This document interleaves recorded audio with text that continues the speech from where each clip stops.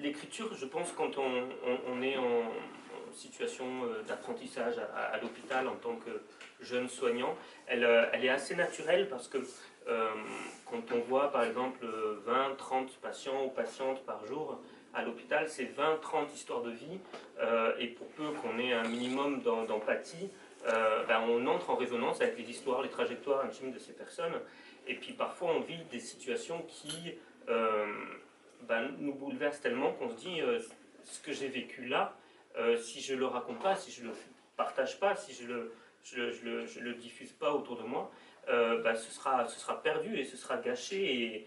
Et je pense notamment, je raconte toujours cette histoire parce que pour moi elle est fondatrice dans ma volonté d'écrire comme ça. J'étais tout jeune à l'époque, je devais être externe à l'époque quand c'est arrivé.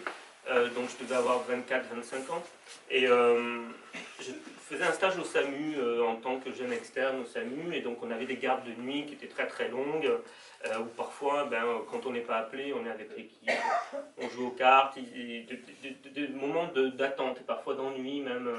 Et puis d'un seul coup, ça sonne et les deux équipes que nous étions sont appelées. La première équipe était appelée sur un accouchement difficile. Donc, j'habite à Toulouse à ce moment-là. Donc la première équipe est appelée sur un accouchement difficile et moi je suis avec mon équipe, avec mon chef, notre aide-soignant et l'ambulancière, on est appelé sur ce qu'on appelle une IMV, une intoxication médicamenteuse volontaire, une tentative de suicide. C'est dans un internat, une jeune lycéenne qui avait, par dépit amoureux, avait avalé des médicaments.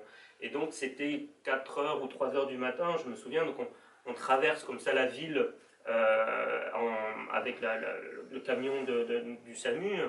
Et donc ma ville, parce que moi je suis né là-bas, et une ville le jour, une ville la nuit, c'est pas du tout la même chose. Déjà les gens qui marchent dans la rue la nuit sont pas du tout les mêmes. Et il y a une ambiance aussi très très différente. Et donc là, on part avec ce camion. L'autre camion part sur cet accouchement qui se présentait très très mal pour la mère et pour l'enfant. Et donc nous on arrive dans cet internat où les portes sont grandes ouvertes, toutes les lumières allumées, et on voit tous ces jeunes lycéens, ces jeunes lycéennes qui sont en pyjama comme ça et qui pleurent parce qu'ils voient leur copine qui est allongée avec le pompier qui masse le corps de la jeune lycéenne. Moi j'arrive, le pompier est épuisé parce que je vous assure un massage cardiaque c'est épuisant, hein, ça demande beaucoup d'énergie parce qu'on ne peut pas s'arrêter par définition. Et donc je remplace le pompier pendant que mon chef commence à intuber la jeune fille. Et donc tous ces jeunes lycéens qui comprennent pas ou qui comprennent trop bien ce qui est en train de se passer. Et donc on fait le mieux qu'on peut, on fait 20-30 minutes, on dépasse même ce qu'on devrait. Et au bout d'un moment, le chef dit c'est trop tard, c'est fini. Et donc on se retrouve à prendre comme ça le corps de cette jeune fille qui a fait cette bêtise absurde pour une histoire d'amour. Et donc on la ramène dans sa chambre, il y a des photos d'elle partout, à la plage avec ses parents, et donc c'est terrible, on me souvient de ces détails, mais qui moi m'a bouleversé.